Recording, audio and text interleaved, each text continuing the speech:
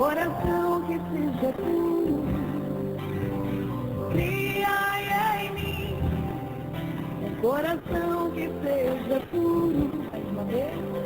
Cria em mim um coração que seja puro. Cria em mim um coração que seja puro. Que as palavras do Santo Evangelho perdoem nossos pecados. Por que sois tão medrosos? Ainda não tendes fé? Por que sois tão medrosos? Ainda não tendes fé? Essas duas perguntas de Jesus querem iluminar nessa tarde o dia de hoje. E também esse acampamento que já estamos vivendo desde a sexta-feira. Aliás, esse mesmo tema já apareceu no Evangelho que foi 3 vezes proclamado, 2 por mim e uma pelo Padre Hamilton, na tarde de hoje. Sinal de que Deus está, de fato, querendo tocar de modo muito concreto nesses pontos chaves da nossa vida de fé.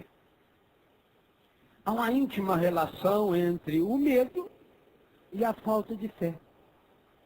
Por isso, aqui estão 2 áreas prediletas da influência encardida.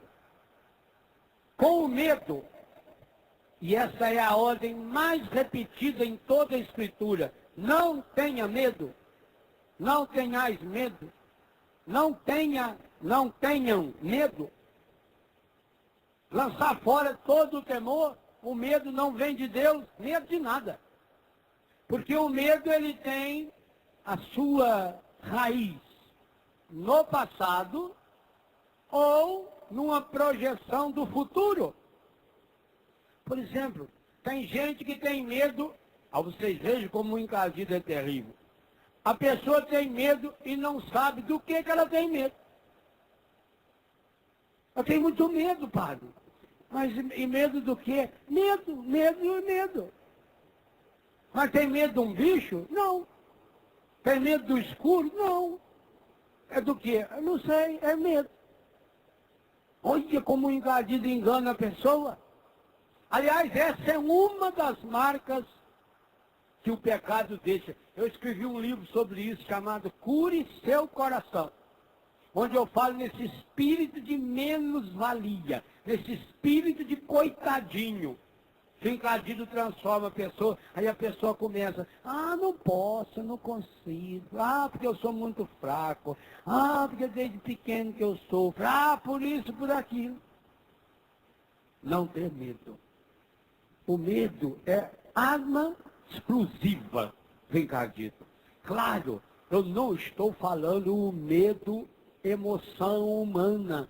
O medo emoção humana é um grande presente de Deus para nós. É porque nós temos esse medo humano que a gente não faz burrada. Que você não toma veneno, medo de morrer, que você não pula de um precipício. É o medo que faz isso. É o medo que impede você de ir atrás das coisas estragadas. Esse medo, né, é claro, óbvio que eu não estou falando dele. Estou falando desse medo possessivo, desse medo doentio que muitas pessoas têm. E que o demônio usa para derrubar uma pessoa. Mas Jesus associou a esse medo uma causa. Jesus tem essa pedagogia. Jesus sempre faz perguntas, já sabemos disso. Inclusive de manhã ele também fez. De manhã e de tarde. E muitas vezes Jesus faz uma pergunta dupla. Quando ele faz a pergunta dupla, observe, a segunda pergunta já é pista de resposta para a primeira. Mas então por que ele faz em forma de pergunta? Faz em forma de pergunta para que cada um possa cair em si. Porque o ser humano não é um fantoche. Jesus não ensina decoreba para ninguém. Tanto não ensina decoreba que você pega textos do Evangelho, sinótico, quer dizer que seriam textos narrando o mesmo episódio, e muitas vezes a fala do texto tem pequenas diferenças. Como esse que nós lemos de manhã. Se você lê-lo em Mateus e lê-lo em Lucas, só olhar lá na sua Bíblia que você vai achar a citação, você vai ver que é a mesma cena, é o mesmo episódio, mas de modo diferente, que cada um fez a sua experiência a partir daquele fato. Jesus não ensina ninguém a decorar. Jesus nunca preocupou com decoreba. Não há nenhum momento do Novo Testamento que apareça Jesus treinando os apóstolos. É engraçado isso. Jesus não deu aula para os apóstolos. Jesus não reunia os apóstolos, agora vou ensinar as coisas para vocês. Ele ensinava a partir da prática. Quando, para o povo, ensinava em parábola. Quando chegava em casa, na intimidade, falava pessoalmente com eles. Explicava-lhes aquilo que o povão não adianta. Ué, a pessoa não tem formação, a pessoa não tem estudo, ainda mais aquele povo lá, tudo de outra religião. Fariseu, doutor da lei, e ainda entendia. E o povão, coitado, não entendia a palavra. Então Jesus falava, mas falava também, daqui a pouco eu toco nesse assunto, de uma forma indireta, como Natan fez com Davi. E os motivos a gente já vai refletir juntos. Jesus associa na segunda pergunta elementos que respondem à primeira. E ele faz isso em forma de pergunta, exatamente porque você não é fantoche. Você não é um bichinho treinado. Ele não faz lavagem cerebral. Ele jamais tira o terceiro elemento, a liberdade humana. Jamais. Aliás, ninguém pode tirar essa liberdade.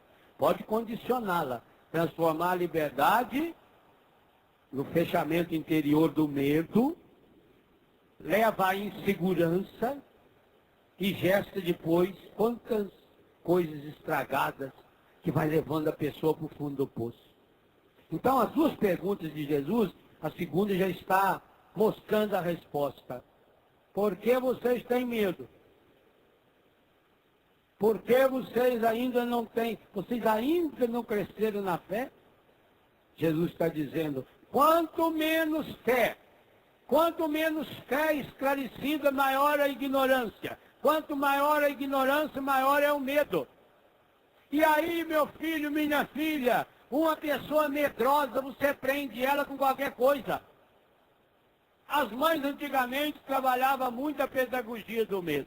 Olha que vem o bicho papão te pegar. Olha, se você não dormir, papai do céu não gosta de você. Olha, não faça isso, porque senão... Graças a Deus que hoje está mudando isso. E precisa mudar mesmo. Só na liberdade, só na verdade, nós superamos a ignorância. Só na força do Espírito Santo nós vamos de fato na causa desse medo, dessa falta de fé. E aí nós entendemos na primeira leitura exatamente o que faz em nós a ação maligna em nós quando nos afastamos da graça de Deus. Você já ouviu ontem, essa leitura é a continuação da primeira leitura de ontem. A leitura refere-se ao pecado gravíssimo. Ontem nós tivemos a descrição minuciosa dos pecados, que foram vários, um atrás do outro, cometidos por Davi. Davi era um homem de Deus. Davi foi um homem escolhido por Deus. Davi foi um homem ungido por Deus. Do mesmo jeito que derrama óleo na cabeça do padre, do mesmo jeito que derrama o óleo nas mãos e na cabeça do bispo, Davi recebeu o óleo da unção. Davi foi um homem mergulhado no óleo da unção pelo profeta Samuel. Um homem escolhido a dedo. Um homem escolhido pelo próprio Deus. Davi era rei, um homem poderosíssimo. O homem que de fato unificou o povo de Deus. Quando Davi se tornou rei, o reino de Judá e o reino do resto de Israel eram separados. Davi unificou-os. Davi colocou Jerusalém como a capital desse único reinado, embora ele fosse de Belém. Ele quis fazer isso com Jerusalém, a terra da promessa, a cidade santa. aliás, santo em todas as religiões monoteístas. Davi era um homem espetacular, um compositor maravilhoso, que nos deixou aí quase uma centena de cânticos maravilhosos que nós continuamos cantando até o dia de hoje. Qual é outro cantor que fez uma música, por exemplo, há 200 anos atrás que a gente canta? 300 anos. Pois os sucessos que Davi nos ensinou e ensinou aquele povo, nós estamos cantando hoje, 2.500, 3.000 anos depois. Nós aqui sabemos de cor algumas músicas de Davi. Basta que se eu começasse a cantar, mas hoje não é ministério de música, eu não farei isso. Começasse a cantar aqui, vocês iam cantar comigo umas 40, 50 ou mais. Músicas feitas por Davi, baseadas nos salmos. Então pensa, um homem de uma capacidade.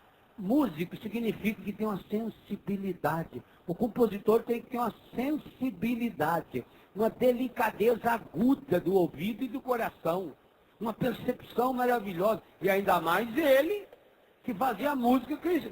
Já era cristã, embora não tinha Cristo ainda. Música religiosa, música mensagem. Homem espetacular. Portanto, um homem maravilhoso. Lindo! No meu livro Corações Curados eu descrevo até fisicamente. Louro! Não sei se aí tem alguma causa do pecado dele, na sua lourice.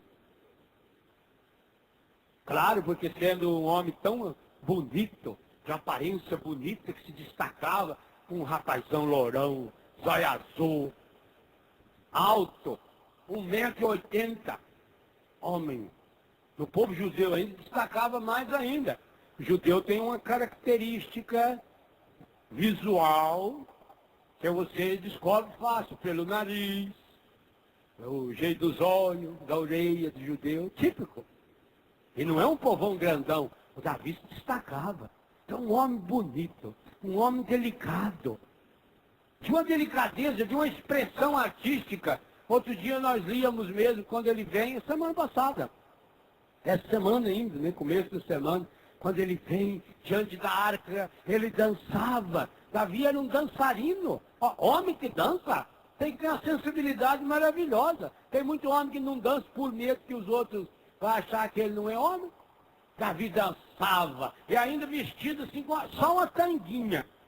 Chama-se efode. Uma tanguinha de nada, não tá nada. Tanto que a mulher dele ficou achando um absurdo, que ridículo ficar lá dançando com as nádegas expostas e o povo vendo você quase pelado, um rei. Se eu dancei foi para Deus, não foi para você. E para falar em dança, você está dançando. Nunca mais eu quero você perto de mim. Como é que eu vou querer uma mulher que não compreende a minha sensibilidade, a minha alegria? Eu estava dançando diante de Deus. Gente, se nós ficássemos aqui fazendo uma pregação sobre os valores de Davi, teria que emendar hoje e amanhã. Era um homem excepcional. Mas tinha o pé de barro. Tinha um ponto fraco. Pelo menos um. Deve ter tido outro. E o encardido achou direitinho qual é o ponto fraco de Davi. Por que Davi, quando viu Betsabé tomando banho, ele mandou descobrir quem era e mandou trazê-la e se uniu a ela? Por necessidade sexual? Ele tinha 300 mulheres. Já pensou? Naquela época era uma beleza. Naquela época os homens de Deus podiam ter 200, 300. Salomão teve 1000. Por isso que depois parou. Não tem mais, que a cota já foi toda. Só com esses aí. Só Salomão e o pai dele, Davi, já gastaram a cota aí de quase 2.000 padres. Celibatário hoje. O que Deus vai fazer? Agora, meu filho, gastou demais, agora vocês aguentam e chupa o dedo. Essa é a explicação. Não é bobagem. As bobagens também explicam e evangelizam. Ajuda. Davi tinha todas essas mulheres, inclusive a Micol. A Micol, pela descrição bíblica, era uma belezinha. Filha de Saul. Saul foi, segundo a Bíblia, um dos homens mais lindos que já existiu. Um homem também grande, um homem que se sobressaía, diz o profeta Samuel, ou melhor, o livro do profeta Samuel, quem disse nós não sabemos, qual é o autor nós não sabemos. Saul era um homem lindo, a sua filha maravilhosa, Micol, uma menina linda. Dá a ideia que ela era meio japonesinha, né? Com esse nome, Micol, eu acho que ela era meio japonesa. Essa belezinha, aqueles olhos inchadinhos assim, cabelinho preto. Ah, japonês é bonito. Também quando pega pra você e corre. Feio e mal arrumado, corre aquele cabelo que eles não penteiam direito, que dente não cuida, né? Um bom odontólogo, um bom cabeleiro lá no Japão ia fazer um sucesso medonho. Principalmente quando a gente sai na rua, a gente fica olhando lá para mas nossa senhora, é muito feio, eu tenho dó desse cara. Fiquei com dó daquele povo. Tem muita gente feia, mas quando já vai ser bonita, principalmente as japonesas. As japonesas eram uma belezinha. Que jeitinho, bonitinho, tá Davi, que as roupinhas, que as marcas, as flores nas costas, que assim, tá belezinha. Marra aquele pano na cintura, que fica fininho, aquele pezinho desse tamanho. Eu não sei que jeito que é o pé fora do sapato, porque para caber dentro daquele coisa lá, entortou tudo aí. Vou encolhendo. Tá belezinha. Então Davi era casado com uma menina linda, que ele era perdidamente apaixonado por ela. Uai, por causa da irmã dela, Davi fez escandalhaço. Arrumou 200 prepúcios, sei lá, o que o homem ia fazer com aquilo. Vocês faziam um virado com aquilo que era. Lá no Rio Grande do Sul eles comem de vaca, vaca não, de boi, né? Eles comem o negócio do boi. Eu acho que o Saul gostava disso, que 200 prepúcios, para fazer uma farofa lá de sobra até não poder mais. Que lá misturar depois na paquera, fazia lá uma farofona. Para que ninguém sabe? Um homem valente, amoroso. Então não era uma necessidade, ele tinha mulher bonita. Não era por carência. Até porque na guerra não poderia se unir a ninguém. Davi peca por causa do seu ponto fraco.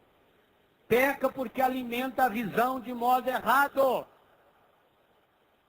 Levanta depois do almoço, dorme tempo demais, aí levanta à toa. Quem não tem o que fazer, acha. Aliás, quem não tem o que fazer é um perigo para a sociedade. A pessoa fica à toa. Aliás, quem mais reclama da vida é quem não tem o que fazer. Quem tem o que fazer não reclama. Quando você precisar de alguém para ajudar você, procure a pessoa mais ocupada que você conhecer. Quem tiver tempo sobrando, a pessoa que tem tempo sobrando é preguiçosa. Ela usa o tempo para reclamar da vida. Ela está sempre atrasada para ir para lugar nenhum. Ela precisa sempre chegar, não sabe aonde nem fazer o quê. Por isso ela para em qualquer lugar, enrosca em qualquer coisa, não faz nada. Não produz, não lê um livro, não reza. É uma tristeza. Davi estava nessa preguiça. Demônios meridianos, já diziam os padres do deserto. E ali sem fazer nada, à toa, olhando para todo lado. Quem não sabe para onde vai, olha para todo lado. Quem sabe para onde vai, fixa o olhar. Os padres da igreja falam isso. Se você quer ser uma pessoa santa em Deus, eduque os seus olhos. Não fica olhando para todo lado, não. Quem fica olhando para todo lado, enxerga o que não deve. Enxerga o que não deveria enxergar. Davi está lá. À toa olhando. De repente, o coraçãozinho do velho acelerou. Ele bateu o olho. E estava lá uma cavalona. Aquelas mulheres mesmo de espetáculo. Tomando banho de cachoeira. Olha a distância que ele está. Lá na cachoeira. Longe, do outro lado. Ele está aqui em cima no palácio. Você veja o que o pecado faz. O pecado tem o poder do zoom. Aliás, eu queria ensinar a vocês que a máquina fotográfica moderna também tem. Da onde você estiver aí, você aperta um botãozinho, você vai ver eu pertinho. Faça a experiência. Não precisa entrar dentro da pessoa para tirar retrato. Antigamente, estava na Aparecida do Norte, outra artista tinha que enfiar a cara naquele saco e ficar ali. Agora não, agora tem zoom. Da onde você estiver aí, você aperta um botãozinho assim, ele chupa a imagem, você vê essa coisa espetacular aqui, aí pertinho. Então não precisa. O pecado tem zoom. Quando...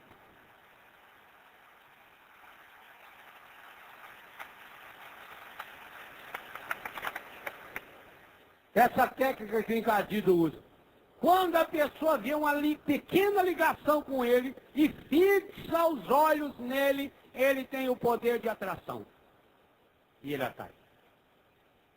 E olha a força para a atração dele. O Davi não sabia nem quem era.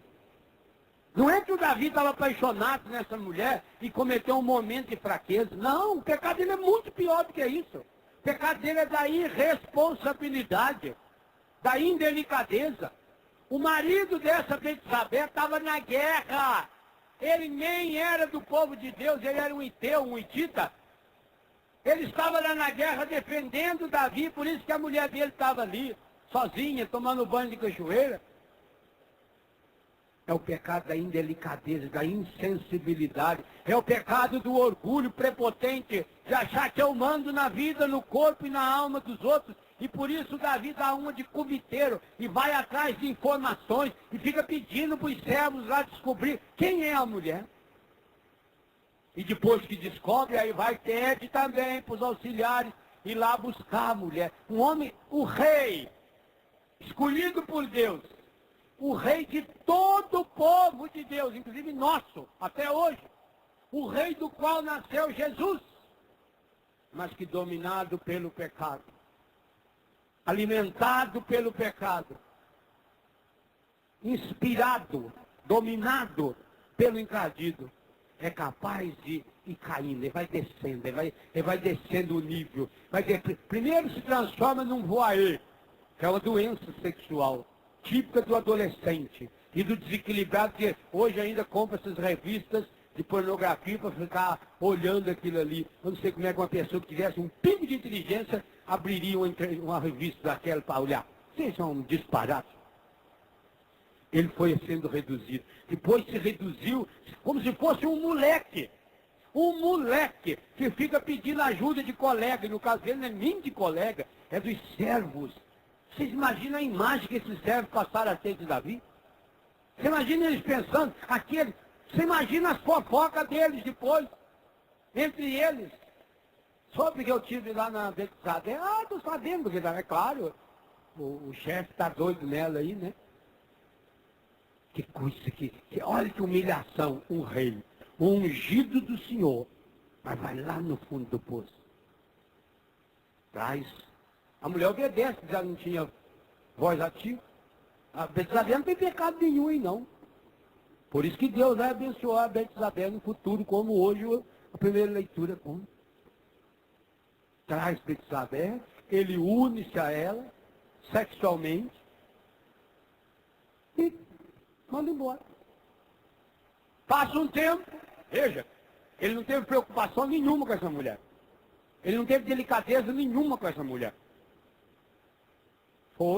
Usou para o seu prazer momentâneo e pode mandar embora. Essa sexualidade, eu falo nesse livro, eu queria recomendar, de fato, que vocês que são casados lessem esse livro. E ajudasse a que seus filhos, seus amigos casados lessem esse livro.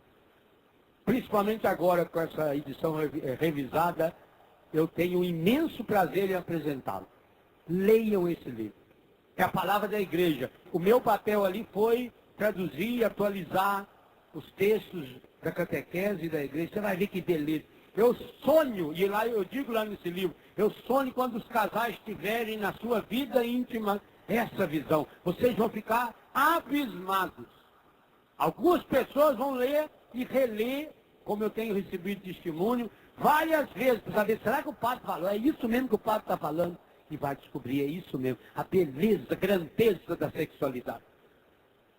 Mas não isso que o Davi fez. O que o Davi fez foi coisificar. Usar uma mulher, do mesmo jeito que alguém paga, foi um ato prostituído. Do mesmo jeito que alguém que tem dinheiro vai lá e paga para uma mulher para usar o seu corpo, o Davi fez isso, ele usou o poder. O pagamento dele foi porque ele era um homem grande demais, foi porque ele era rei. Usa, joga fora. Laranja chupada, você joga fora o bagaço. A Betsabé é sozinha. Betsabé volta para casa. Com certeza vai assimilando tudo aquilo. E aí, não veio a menstruação. Ela fica grávida. Com quem que ela podia partilhar? Com quem que ela podia falar? Mandou dizer para Davi. Quem será que levou a notícia da gravidez de Betsabé para Davi? Ela não tinha acesso ao rei? Não podia ninguém chegar perto do rei assim?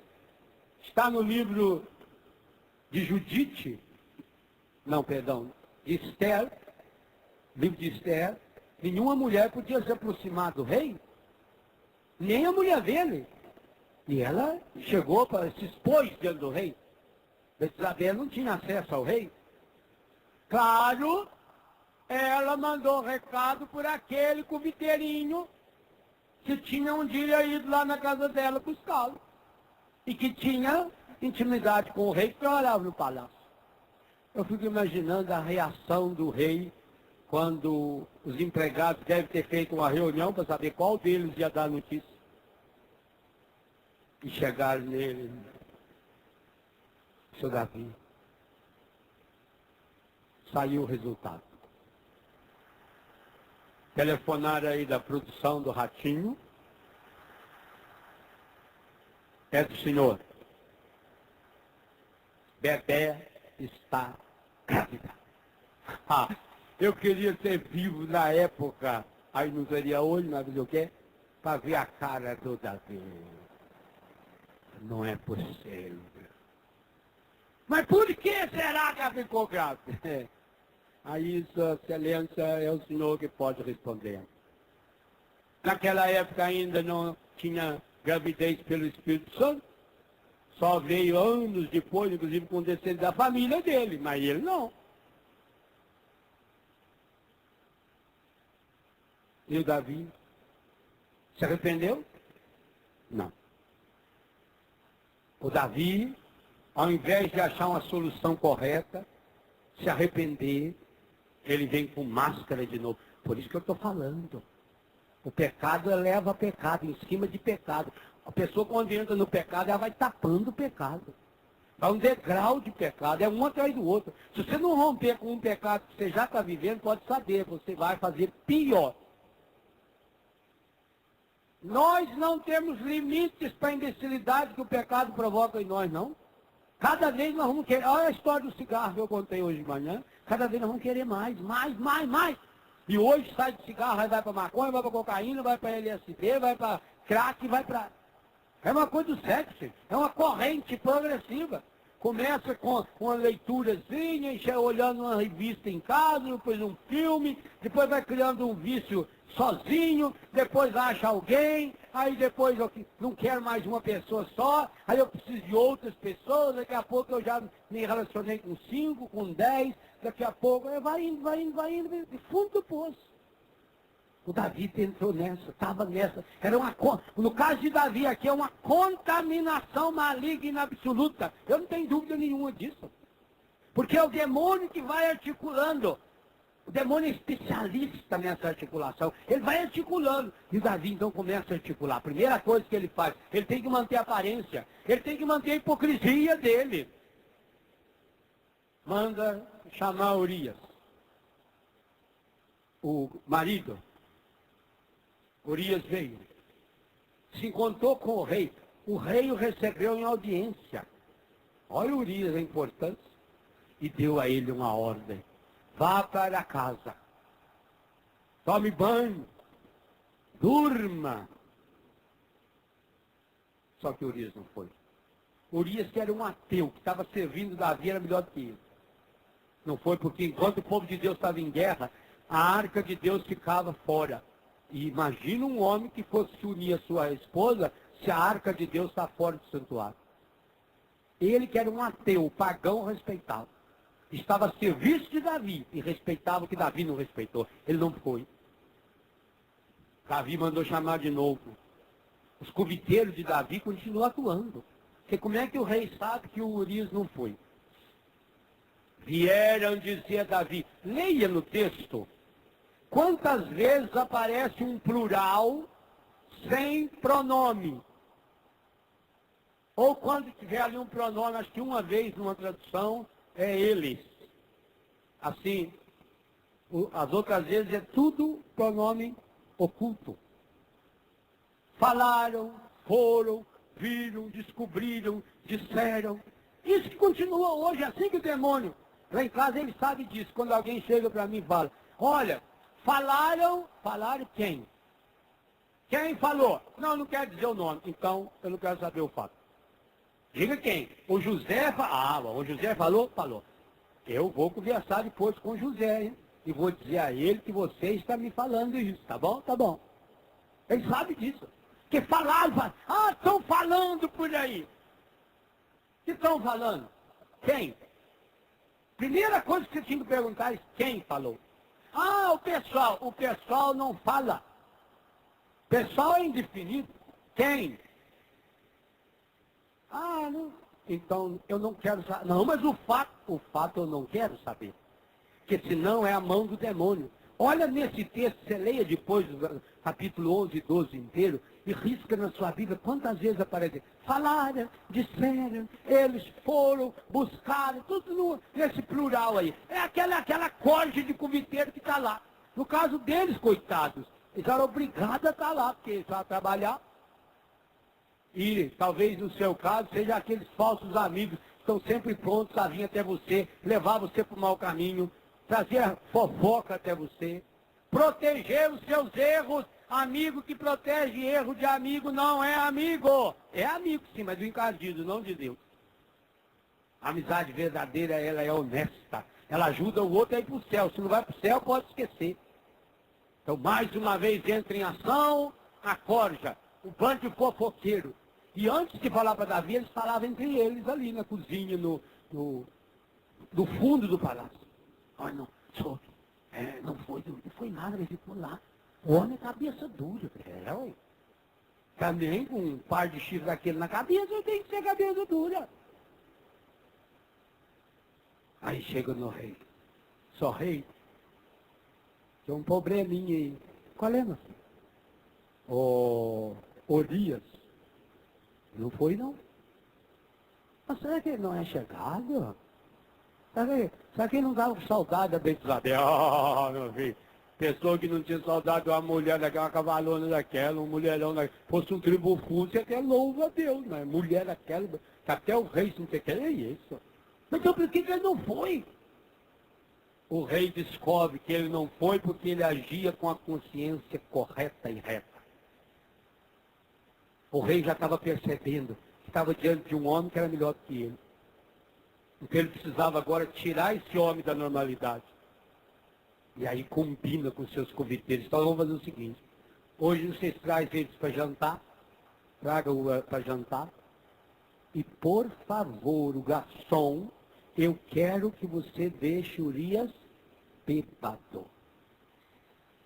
O Urias volta para a mesa do rei. E o rei enche Urias de cachaça, de vinho.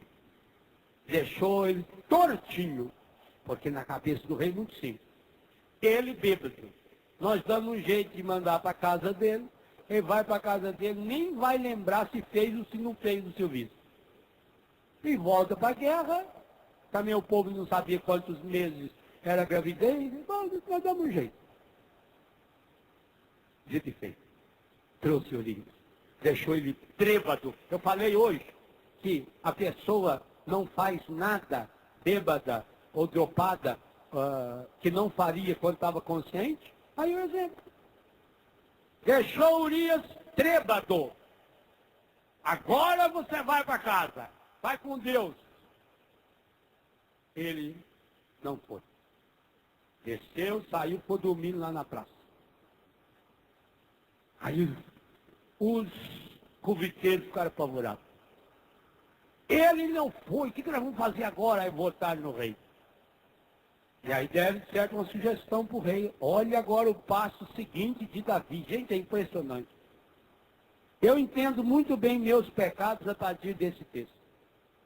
Como é que o pecado é progressivo na nossa vida? Como é que ele vai tomando conta? Você dá corda para ele, vai te amarrando.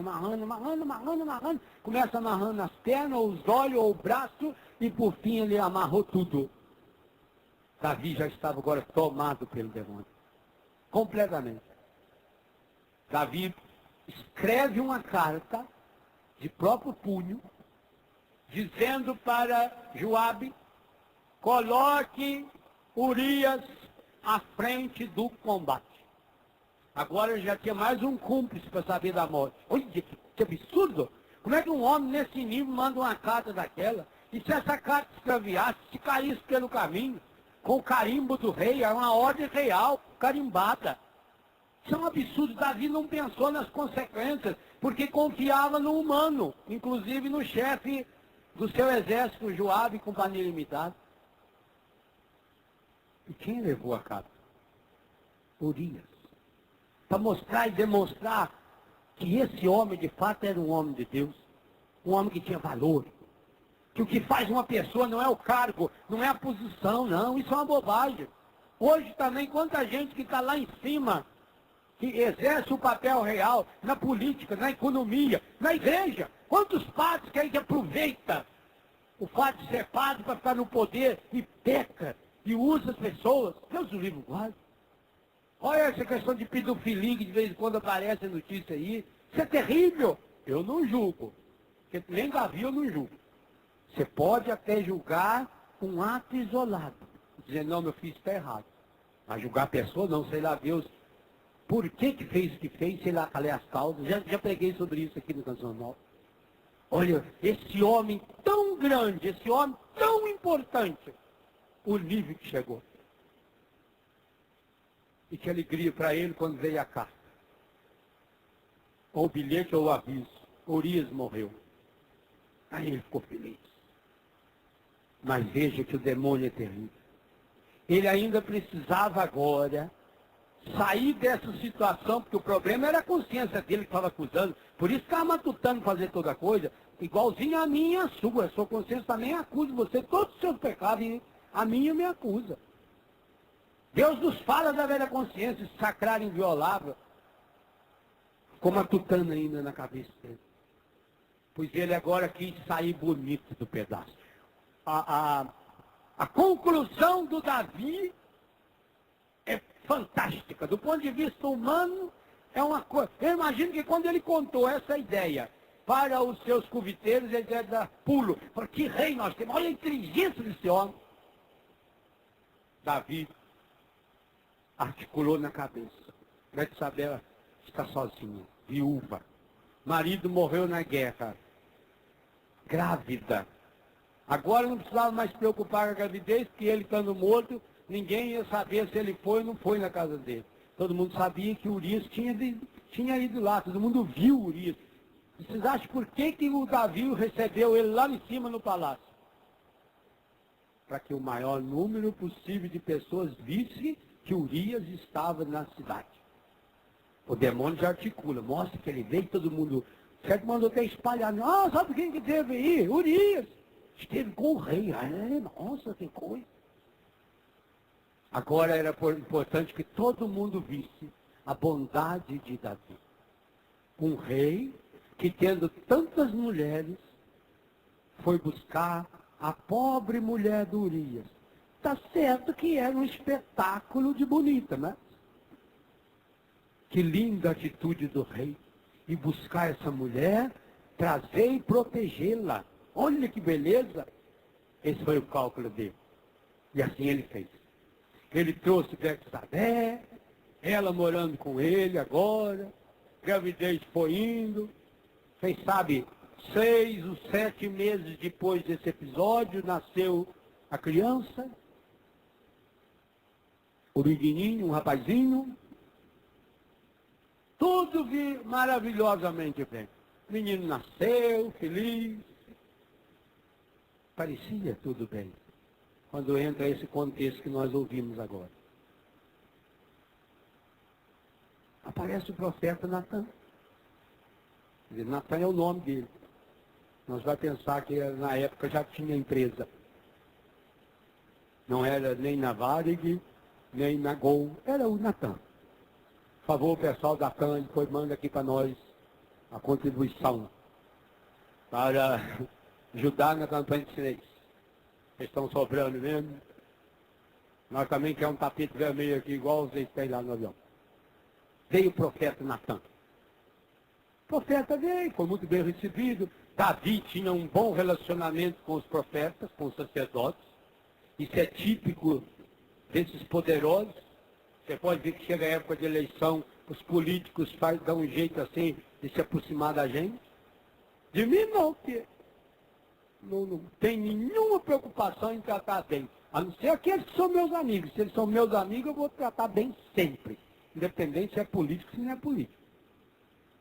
Aqueles do poder, eles têm uma intimidade fácil com os religiosos. E tem muito padre também que quer ter essa intimidade com eles. Até porque precisa do poder político para realizar as outras coisas. Davi recebeu Natan. Mas a que devo a honra dessa visita? Sou rei.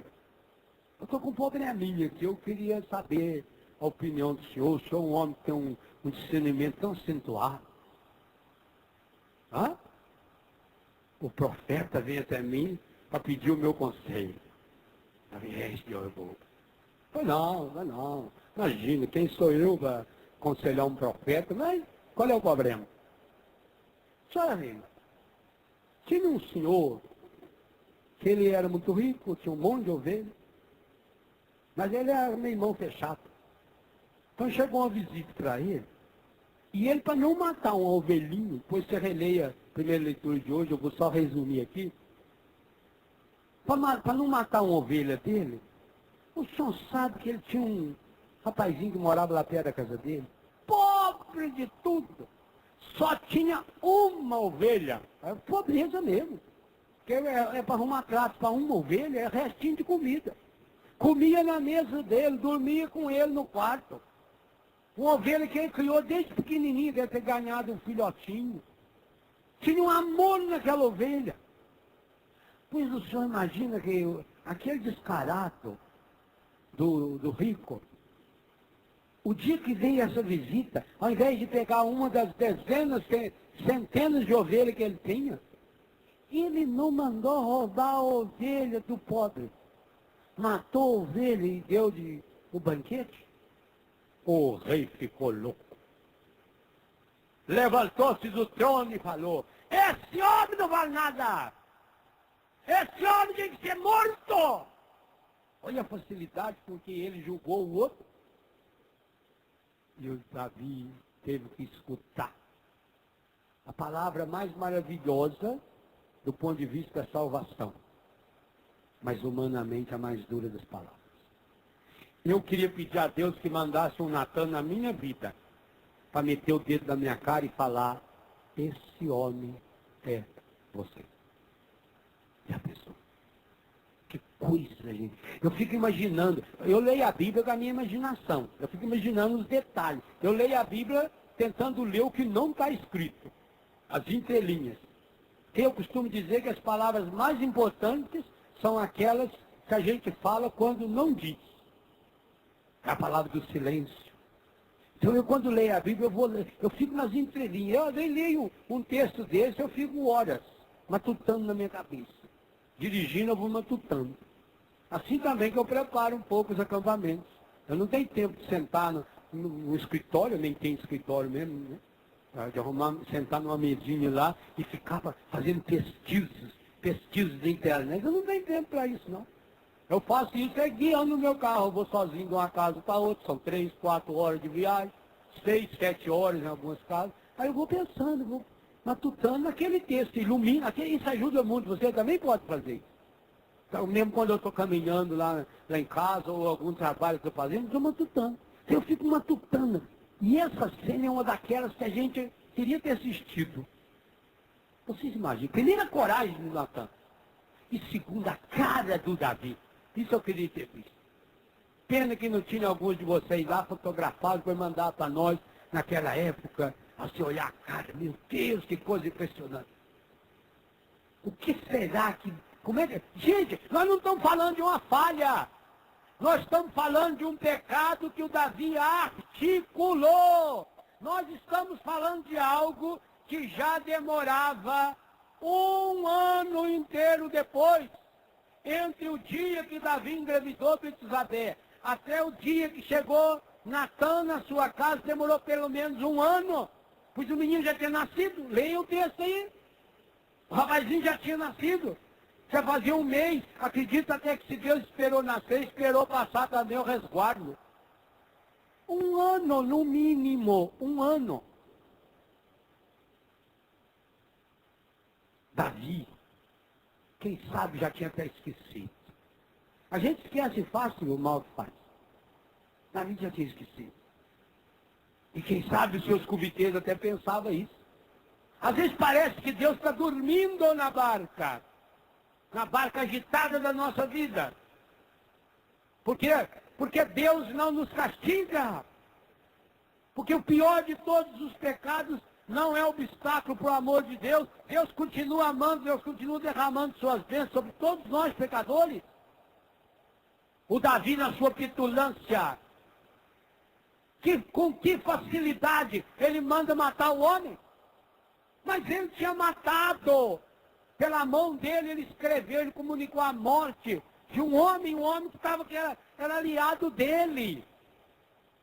Mas tinha esquecido. Nós somos assim. Quando nós vivemos do passado, a gente só se lembra das coisas ruins que os outros fizeram, mas que a gente fez, imagina. Esquece. E tem gente que vem confessar, dá vontade de enfiar a mão na pessoa. Não pode fazer isso. A igreja não nos permite enfiar a mão na fuça da pessoa. Mas que há situações que a gente tem vontade de chapuletar as ventas dela assim, com as costas da mão para não deixar marca. Padre, faz 10 anos que eu não me confesso. Mas que bom que está vindo agora, né? Eu fico feliz. 5 anos, 10 anos, ótimo, que bom. Um padre amigo meu de Curitiba, o padre Júlio Lempers, uma vez atendeu um velhinho que fazia 70 anos que ele não confessava. O padre perguntou, qual é a última vez que o senhor confessou? 70 anos. Não quero saber a idade do senhor, não. Quero saber a última vez que o senhor confessou. Não, então, foi 70. Eu tinha 8 anos, a primeira comunhão, foi nunca mais, vai deixando. A pessoa então fala, faz 10 anos que eu não me confesso, 20 anos. Então conte os seus pecados. Aí ela fala, ela decorei as linhas de 2 ou 3, faltei a missa, e pior quando fala, faltei a missa 4 vezes. Em 10 anos você contou 4 vezes, mentira. Subdisse meu pai com a minha mãe, pai é vivo ainda, não morreu em 14. Está até hoje desobedecendo. Pensei coisas que não devia. Eu acho que é só, padre. Em 10 anos, você é incompetente de pecar. Meu filho, eu em 2 minutos eu sou capaz de pecar uma lista que vocês não imaginam. Esse intervalo de ir beber uma água e voltar, eu peco com facilidade. Eu tenho uma facilidade muito grande para pecar. Para pecar e para dormir, eu tenho 2 possibilidades. Agora, a parte. 10 anos. Isso é o sinal do quê? De santidade? Não. Se fosse de santidade, eu ficava tanto tempo sem confessar, porque a igreja manda confessar todo ano. Isso é consciência relaxada. Isso é porque a pessoa não parou para fazer um autoexame, um exame de consciência. Isso é porque a pessoa não caiu em si. E é o que vai tratar o salmo composto por Davi. Naquela hora, aquela palavra. E aí nós entendemos o método das parábolas de Jesus. Se o Natan chegasse para Davi e dissesse, excelência, preciso falar seriamente com o senhor. Ou não?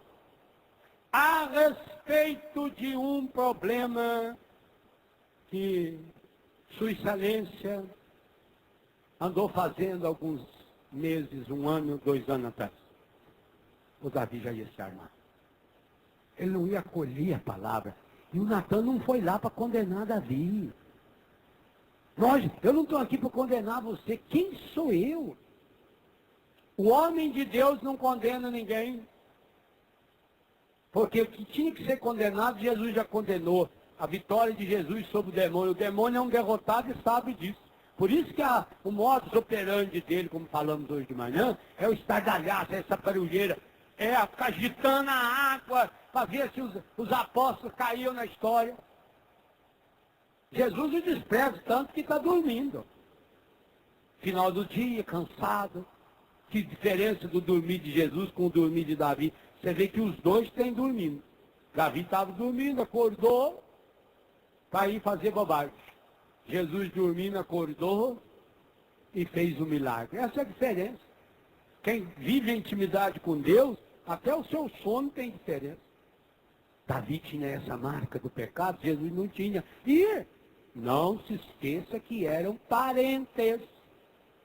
O personagem da primeira leitura com o personagem do Evangelho era parente. Jesus tinha o sangue de Davi. É descendente da casa de Davi. Se falasse diretamente para Davi, ele ia se armar. Ele ia se fechar. Ele ia voltar. Gente, quando você tem uma ferida, só de tocar o dedo na ferida, você tem medo. A gente tem medo que as pessoas cheguem até perto da gente. Quando você vai na praia, que está com aquele corpo tudo esfolado de sol, e vem uma pessoa para dar um abraço em você. Você afasta a pessoa. Ah, não põe a mão, pelo amor de Deus. Você protege o machucado. Você tem medo. Medo que um cachorrinho venha e pule logo ali em cima do machucado. Você toma cuidado. O Davi também era humano. E muito humano. Então você imagina. Se o Natan chegasse diretamente e colocasse para ele, ele iria criar uma barreira. Ele iria criar uma máscara. Ele ia criar uma casca. O Natan conta aquela história. O Davi entra na história, sai de si e tira a conclusão própria, decisiva. Por isso Natan foi categórico. Esse homem é o Senhor. E não precisou dizer para ele, o Davi não perguntou, mas como sou eu? O que eu fiz? Não, o Davi sabia. Quando se pergunta que já sabe a resposta, o Davi sabia o que tinha feito, tinha consciência do que tinha feito. Então Davi cai em si. E compõe o salmo que nós começamos a ler ontem e concluímos hoje. Ele caiu em si com o Salmo 50. Criar em mim um coração que seja puro. Dá-me de novo um espírito decidido. Restaura em mim a alegria da minha salvação. Esses elementos que começam o primeiro e o segundo parágrafo desse salmo nos traz de fato, de modo muito concreto, as áreas em que o pecado e, portanto, o demônio faz você perder e, a partir daí, faz você se perder. Coração puro, espírito decidido, pureza do coração, decisão espiritual, certeza da salvação, alegria de ser salvo. O pecado faz exatamente o contrário. Impureza do coração. Olha a impureza do coração de Davi. Vontade fraca. Falei tantas vezes sobre isso de manhã. E o padre Hamilton também retomou. Perde-se a decisão interior. Aqui agora está pedindo um espírito decidido, que não se abate, que não se deixa levar por qualquer coisinha, que não tropeça em qualquer obstáculo. Jesus questiona exatamente isso no Evangelho. Aonde está a fé de vocês? Por que vocês são tão medrosos assim? Dá-me, Senhor, um espírito decidido. Aliás, devia você e eu, cada um de nós, repetirmos esse grande pedido. Como era bom se os padres aconselhassem a meditação desse salmo como uma penitência das confissões. Como seria bom. Esse é o salmo escolhido por Deus pela boca de Davi para ser rezado depois que você cai no pecado. Esse é um bálsamo. E eu, como padre, e aqui oficialmente paramentado, e ainda tendo a graça de presidir essa Eucaristia, eu digo a você, eu aconselho a você, sempre que possível, depois que você realizar a sua confissão, sempre que possível, leia, medite, reze esse salmo. Porque ele nos traz elementos que vai abrindo espaço para que o Espírito Santo de Deus, por isso que ele está pedindo, vamos ler como está aí. Por isso ele dirige o pedido a Deus.